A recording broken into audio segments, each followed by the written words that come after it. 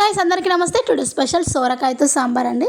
సొరకాయతో సాంబార్ని ముందుగా అయితే ఒక పెద్ద సొరకాయ తీసుకుని దాన్ని మధ్యలోకి కట్ చేసి ఒక సగాన్ని సపరేట్ చేసుకొని ఒక్క సగాన్ని మాత్రమే తీసుకొని పైన మొత్తం తొక్క తీసేసి ఈ సొరకాయని శుభ్రంగా కడిగేసుకొని ముక్కలుగా కట్ చేసుకోవాలండి. నేను కట్ చేసిన వీడియో అయితే తీయలేదు. ఇప్పుడైతే ప్రాసెస్లోకి వెళ్ళిపోదాం.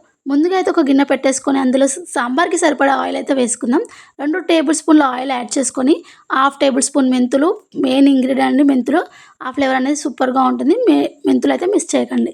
హాఫ్ టేబుల్ స్పూన్ జీలకర్ర, హాఫ్ టేబుల్ స్పూన్ ఆవాలు, 2 మిర్చిని చుంచి 5-6 పచ్చిమిర్చిని కట్ చేసి ఆనియన్ కూడా బాగా సన్నగా తురిమి యాడ్ చేసుకొని కొద్దిగా కరివేపాకు, వెల్లుల్లి రెబ్బలు పెద్దవైతే కచ్చపచ్చగా దంచి యాడ్ చేసుకోండి.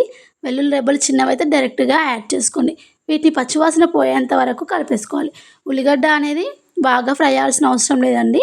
ఆనియన్ సొరకాయతో ఫ్రై అయిపోతుంది.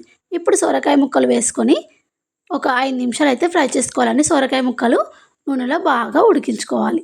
మూత పెట్టి ఒక 2 నిమిషాలు అయితే ఉడికించుకుందాం. ఈ విధంగా ఫ్రై అయ్యాక మూత తీసాక ఒక టేబుల్ స్పూన్ పసుపు అయితే యాడ్ చేసుకుందాం.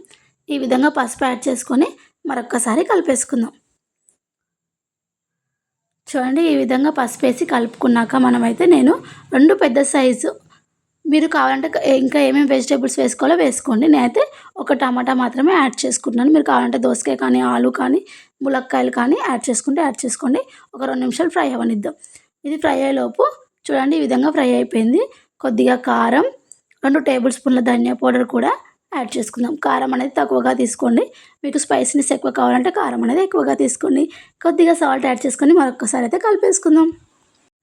ఈ విధంగా కలిపేసుకొని 2 పెద్ద సైజు నిమ్మకాయలంత చింతపండు తీసుకొని రసం తీసి నేనైతే ఆల్రెడీ పక్కకు పెట్టేశానండి. ఆ రసాన్ని మనమైతే ఇది ఫ్రై అయ్యాక యాడ్ చేసుకుందాం. చూడండి, ఈ విధంగా మగ్గాక మనమైతే ముందుగా తీసి పెట్టుకున్న చింతరసాన్ని యాడ్ చేసుకున్నాను. మీరు ఎక్కువ క్వాంటిటీలో కావాలంటే చింతరసాన్ని ఎక్కువ క్వాంటిటీలో తీసుకోండి. నాకైతే ఈ క్వాంటిటీ సరిపోతుందండి. ఈ సాంబార్ నేను 5గురికి చేస్తున్నాను. మీకు ఎక్కువ కావాలంటే ఎక్కువగా చేసుకోండి. ఆ సాంబార్ మసాలాలోపు మనమైతే పప్పు గుత్తి సహాయంతో పప్పునైతే స్మాష్ చేసుకుందాం. ఈ విధంగా స్మాష్ చేసి ఈ చింతరసం మసలేటప్పుడు పప్పునైతే ఇందులో యాడ్ చేసుకోవాలి. చూడండి, ఈ విధంగా మసలేటప్పుడు పప్పును అనేది యాడ్ చేసుకోవాలి. ఈ విధంగా యాడ్ చేసుకున్నాక ఒక్కసారి అయితే కలిపేసుకుందాం.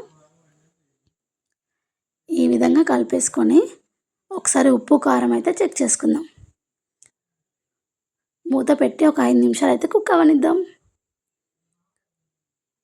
చూడండి, ఈ విధంగా మసలేటప్పుడు కొత్తిమీరతో గార్నిష్ చేసుకుంటే సరిపోతుంది. ఒక్కసారి సొరకాయలు ఉడకాయా లేదా ఒకసారి చెక్ చేసుకొని ఉప్పు కారం కరెక్ట్ ఉందో లేదో చెక్ చేసుకుంటే అయిపోతుంది. అంతే అండి, ఎంతో టేస్టీ అయిన సొరకాయ సాంబార్ రెడీ అయిపోయింది.